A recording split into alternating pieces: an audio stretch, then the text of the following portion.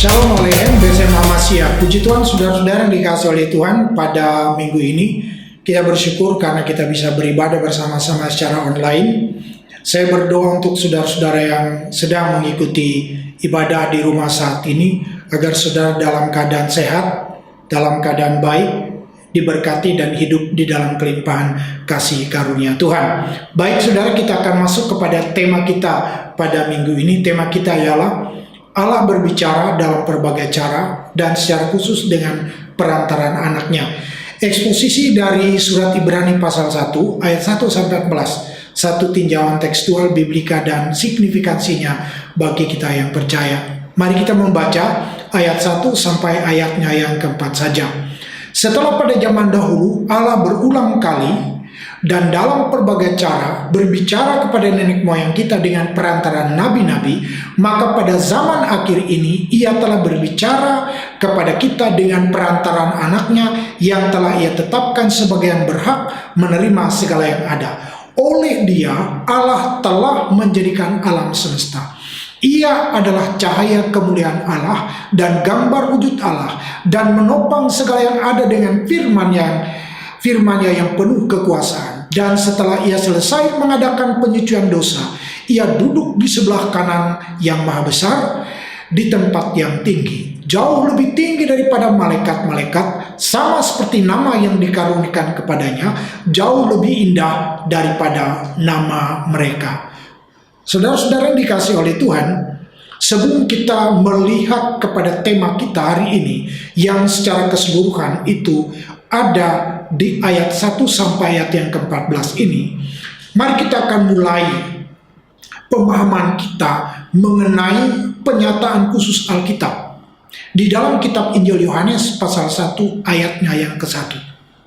Dikatakan seperti ini, pada mulanya adalah firman, dan firman itu bersama dengan Allah, dan firman itu adalah Allah. Maksud dari teks ini adalah bahwa dalam diri Allah yang esa itu, ia memiliki hipostasis yang kekal, yaitu firman dan rohnya. Dan firman yang adalah Allah itu adalah firman yang sehakikat satu esensi dengan Allah. Ini dalam Yohanes 1 ayat 1. Sedangkan ketika firman itu berinkarnasi menjadi manusia, diberi nama Yesus sebagai anak tunggal Bapa di dalam Yohanes 1 ayat 14. Ini menunjuk kepada firman itu di dalam karyanya, yang dalam inkarnasi ini ia disebut sebagai utusan, juru bicara, imam besar agung, nabi, raja, anak manusia, anak domba Allah, hamba Tuhan. Nah, ketika dalam keadaannya sebagai manusia inilah ia merendahkan dirinya. Kemudian setelah karyanya selesai, melalui kematian, penguburan, dan kebangkitannya, Allah memproklamirkan Yesus ini dengan gelar Tuhan di atas segala Tuhan, Raja di atas segala Raja. Kita bandingkan dengan Filipi pasal 2 ayat 9 sampai 11. Itulah sebabnya Allah sangat meninggikan dia dan mengaruniakan kepadanya nama di atas segala nama. Nama di atas segala nama. Supaya di dalam nama Yesus bertekuk lutut segala yang ada di langit, yang ada di atas bumi, yang ada di bawah bumi, dan segala lidah mengaku Yesus Kristus adalah Tuhan. Jadi kalau Tuhan di atas segala Tuhan, itu adalah Tuhan bagi kemuliaan Allah Bapa.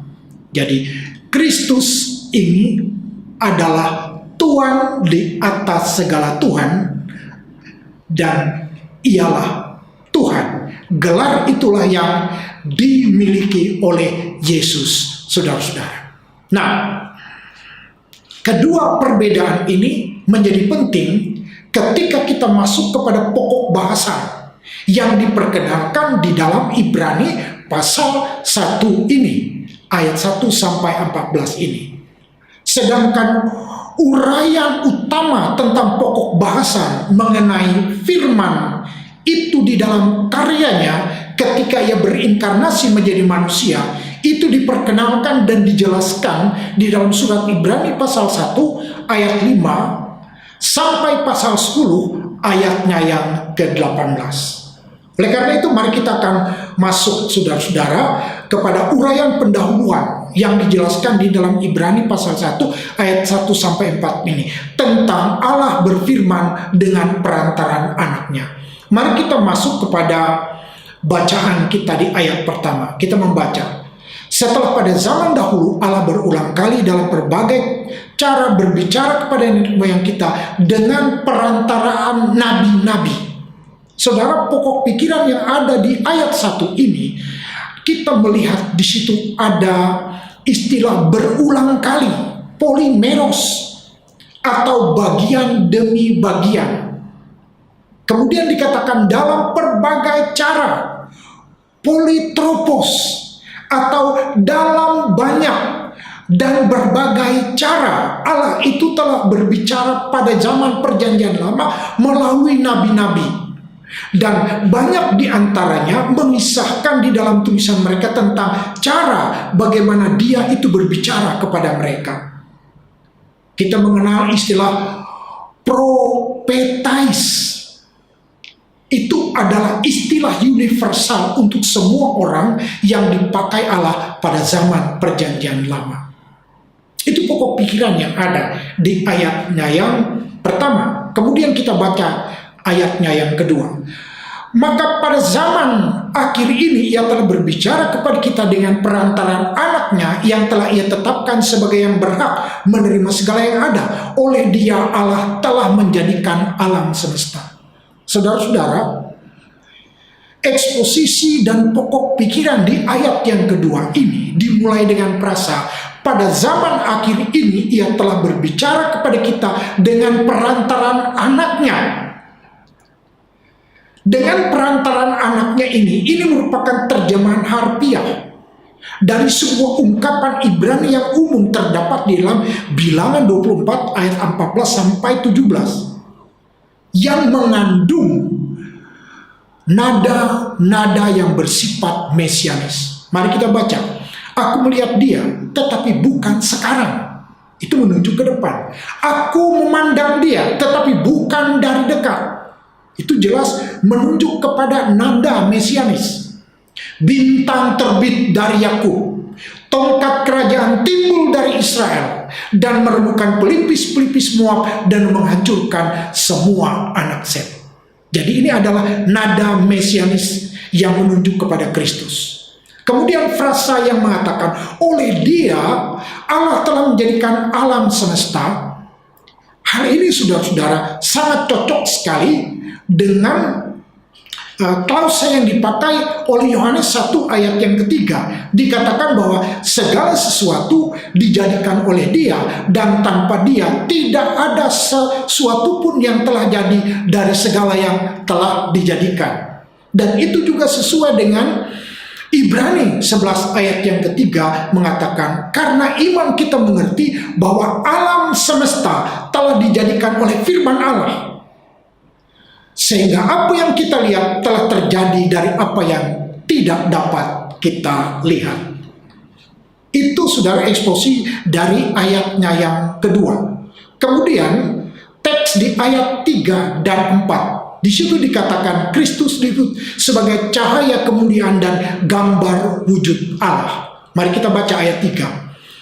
Ia adalah cahaya kemuliaan Allah dan gambar wujud Allah yang menopang segala yang ada dengan firman-Nya yang penuh kekuasaan. Dan setelah ia selesai mengadakan penyucian dosa, ia duduk di sebelah kanan yang maha besar di tempat yang maha tinggi. Saudara-saudara, pokok pikiran di ayat 3 ini itu dimulai dengan klausa ia adalah cahaya kemuliaan Allah. Ini ia berbicara tentang anaknya yang adalah pancaran dari diri Allah ke dunia ini. Dia ini adalah wujud hakiki Allah. Demikian pula klausa yang berkata gambar wujud Allah itu dipakai untuk menunjuk pada kenyataan yang sama. Seperti misalnya dalam Matius 20 ayat 20, Matius 20 ayat 20, di mana kata ini mengacu pada gambar pada uang logam Romawi. anaknya Yesus Kristus ini merupakan stempel atau cetakan karakter Allah, hakikat Allah itu. Jadi seluruh kekuatan dari dua anak kalimat, cahaya kemuliaan dan gambar wujud Allah ini, pada teks ini itu menekankan konsep yang satu ini. Kemudian saudara, setelah karyanya selesai, dikatakan di dalam bacaan ini, melalui kematian, penguburan dan kebangkitannya, maka ia duduk di sebelah kanan tahta Allah Bapa. Selaku anak manusia, dia menduduki tempat ini melalui tindakan Allah Bapa. Ini bukan tempat untuk beristirahat, tetapi tempat kegiatan bagi perantara ilahi. Dikatakan imam besar dan juru syafaat. Ini juga merupakan penggenapan dari Mazmur 110 ayat 1, bahwa dia adalah Tuhan atas semuanya. Kita baca Mazmur 110 ayatnya yang pertama. Mazmur Daud, demikianlah firman Tuhan kepada Tuanku, duduklah di sebelah kananku sampai kubuat musuh-musuh menjadi tumpuan kakimu. Ini adalah penggenapannya. Kemudian mari kita akan masuk kepada ayatnya yang keempat. Kita baca.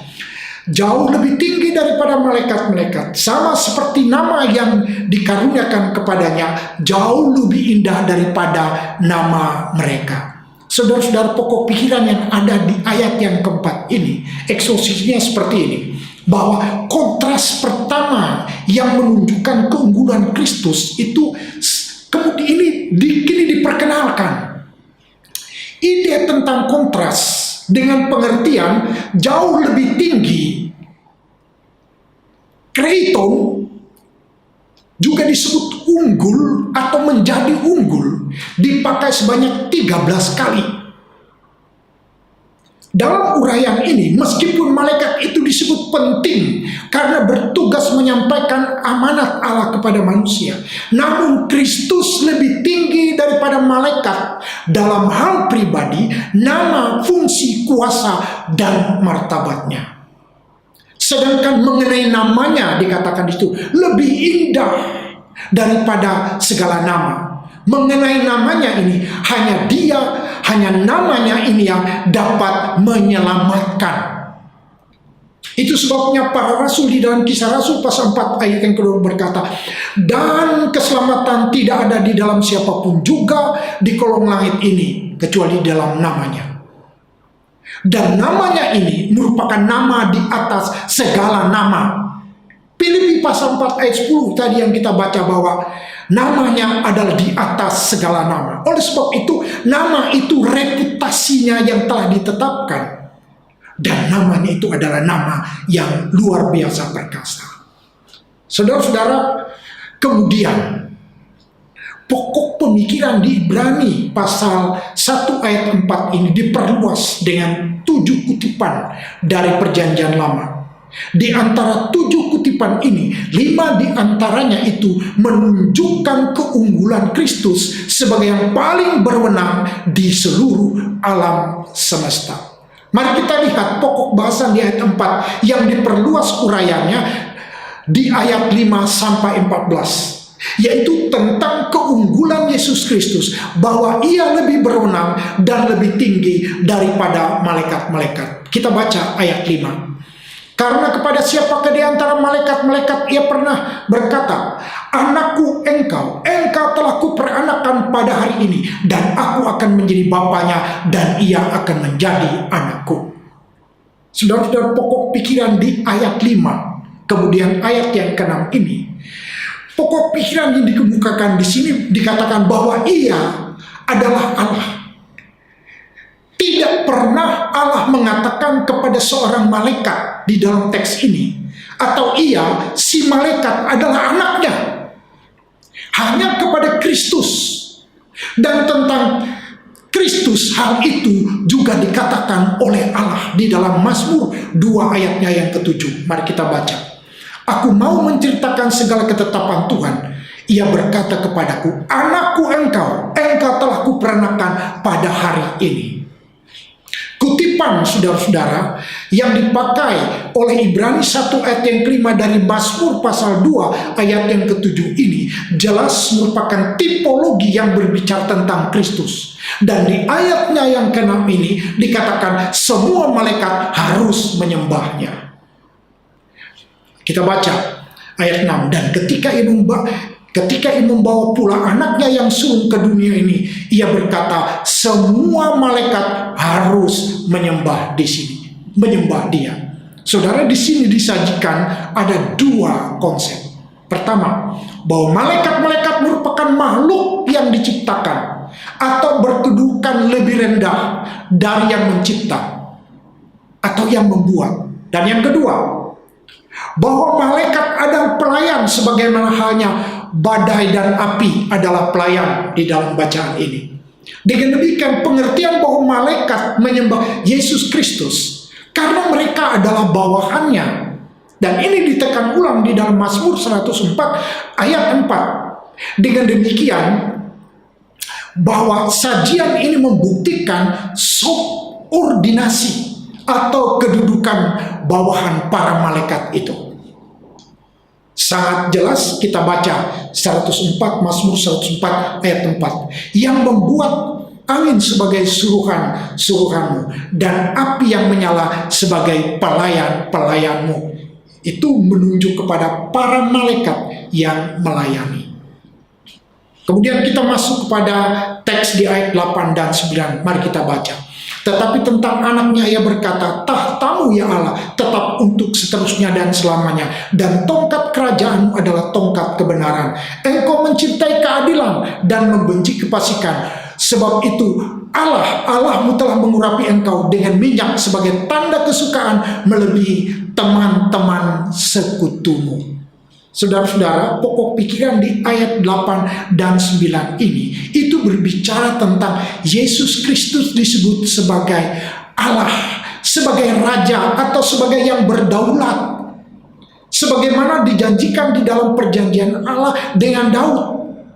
Di sini ada putra Daud yang lebih besar, sedang memerintah sebagai raja, dan pemerintahannya itu bersifat abadi. Di dalam kedudukannya ini Kristus dikatakan melebihi atau unggul terhadap segala bentuk kekuasaan yang lain, dan secara khusus terhadap malaikat-malaikat. Di dalam menduduki kedudukan mulia dan terhormat ini, Allah dikatakan di dalam teks kita mengurapi Yesus, bukan menugaskan dia. Dan teks ini pengurapan tersebut adalah pengurapan Kristus Victor atau pemenang yang memerintah untuk selama-lamanya. Mari kita masuk kepada teks di ayat 10 sampai 12. Kita baca. Dan pada mulanya ya Tuhan, engkau telah meletakkan dasar bumi dan langit adalah buatan tanganmu. Semuanya itu akan binasa, tetapi engkau tetap ada, dan semuanya itu akan menjadi usang seperti pakaian, seperti jubah akan engkau gulungkan mereka, dan seperti persalinan mereka akan diubah, tetapi engkau tetap sama, dan tahun-tahunmu tidak berkesudahan. Saudara-saudara, pokok pikiran yang ada di ayat 10 sampai 12 ini adalah kutipan dari Mazmur 102 ayat 26 sampai 28. Ini berbicara tentang Kristus Sang Putra yang selaku Khalik telah menciptakan dunia dan bersifat tidak berubah di antara segala yang berubah. Kenyataan ini melukiskan satu kontras yang tajam antara Kristus dengan malaikat. Mereka diciptakan, saudara-saudara, dan melayani selaku utusan Allah. Sedangkan Kristus tidak diciptakan. Ini ialah firman yang berinkarnasi menjadi manusia. Dan dalam hakikat, ia adalah Allah. Ketika kita melihat mengenai Kristus yang bersifat kekal, ini melampaui dunia. Karena ia adalah sebelum dan sesudah dunia diciptakan. Perhatikan klausa dalam bacaan kita. tahun-tahunmu tidak berkesudahan. Tahun-tahunmu ini tidak pernah berakhir atau berhenti berlanjut. Amin, saudara, untuk kebenaran-kebenaran yang luar biasa ini. Kemudian kita masuk kepada teks di ayat 13. Mari kita baca. Dan kepada siapakah di antara malaikat itu pernah berkata, duduklah di sebelah kananku sampai kubuat musuh-musuh menjadi tumpuan kakimu. Saudara-saudara, eksposisi dalam pokok pikiran ayat 13 ini itu berbeda dengan para malaikat. Itu yang tidak pernah disuruh duduk di sebelah kanan Allah. Kristus justru kini duduk di situ sebagai penguasa dan raja, yaitu Dia yang adalah Allah dan juga manusia, Mesias abadi yang tidak pernah berubah. Dia akan terus duduk di situ hingga puncak kemenangannya, yaitu ketika musuh-musuhnya menjadi tumpuan kakinya. Itu adalah eksposisi dari teks kita di ayat ini. Sedangkan kalau saudara memperhatikan konsep musuh-musuhnya dijadikan tumpuan kakinya, itu mengacu kepada Yosua yang meletakkan kakinya di atas tengkuk para raja yang dikalahkan sebagai tanda kemenangan mutlak. Jadi teks ini memberi kepada kita sebuah pengharapan, memberi kepada kita sebagai orang percaya bahwa Kristus akan menang atas semua bentuk ketidakbenaran dan Kristus pasti menang. Mari kita masuk kepada teks di ayat 14. Kita baca, bukankah mereka semua adalah roh-roh yang melayani, yang diutus untuk melayani mereka yang harus memperoleh keselamatan? Saudara, pokok pikiran yang ada di ayat 14 ini, eksposisinya adalah seperti ini. Semua malaikat itu adalah bawahan Kristus. Sebagaimana ditunjuk oleh kata-kata mereka semua. Mereka bertugas melayani. Tetapi pelayanan mereka merupakan pelayanan suci atau pelayanan liturgis. Lihat horgika.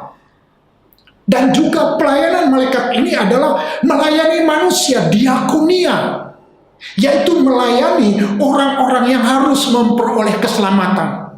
Itu yang dikatakan oleh teks kita. Sebelum itu mari kita akan melihat apakah signifikansinya bagi kita yang percaya pada masa kini. Oleh karena uraiannya ini mencakup dari pasal 1 sampai pasal 10, maka kita akan melihat signifikansinya ini dari pasal 4 ayat 14 sampai 16. Kita baca, karena kita sekarang mempunyai imam besar agung yang telah melintasi semua langit, yaitu Yesus anak Allah. Baiklah kita teguh berpegang pada pengakuan iman kita. Sebab imam besar yang kita punya bukanlah imam besar yang tidak dapat turut merasakan kelemahan-kelemahan kita. Sebaliknya sama dengan kita, ia telah dicobai, hanya tidak berbuat dosa. Sebab itu marilah kita dengan penuh keberanian menghampiri tahta kasih karunia, supaya kita menerima rahmat dan menemukan kasih karunia untuk mendapat pertolongan kita pada waktunya. Saudara-saudara, signifikansinya bagi kita ialah bahwa menurut bacaan teks kita di pasal 4 ini, bahwa Dia berada di tempat Maha Kudus selaku imam besar agung kita. Haknya untuk memperoleh kedudukan tersebut dijamin oleh kematian, pencurahan darahnya, penguburan, dan kebangkitannya. Dia dikatakan telah melintasi semua langit di dalam hadirat Allah. Dia berada di dalam kerajaan Allah, bukan hanya sebagai putra Allah, tetapi juga sebagai anak manusia. Di dalam kesempurnaan kemanusiaannya ini, Dia sangat mengenal kebutuhan, kekhawatiran, pencobaan, persoalan kita. Sebab Dia pernah dicobai tanpa tunduk kepada pencobaan itu. Dia tahu sepenuhnya mengenai segala bentuk dosa tanpa Dia sendiri pernah berbuat dosa.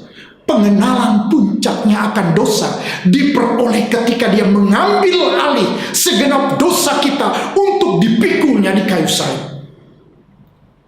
Jadi sekarang saudara-saudara, karena dia berada di hadirat Allah, kita dapat menghampiri Allah dengan penuh keberanian. Oleh karena tahta kasih karunia Allah itu telah diubah dari tahta penghakiman menjadi tahta kemurahan. Sebab darah Yesus telah dipercikkan ke atas tahta itu. Saudara bisa ikut simbolisme ini dari tabut perjanjian di dalam kemah suci di hari raya pendamaian di dalam Imamat pasal 16 itu. Saudara, melalui Kristus Yesus inilah Allah telah berbicara. Jadi dikatakan Allah berbicara dengan perantaran anaknya ini. Itu berarti bahwa Allah mengasihi kita. Saudara perhatikan, kalau orang masih mau bicara, Allah ternyata mengasihi kita. Dan di dalam konteks ini kita boleh datang karena Ia berbicara.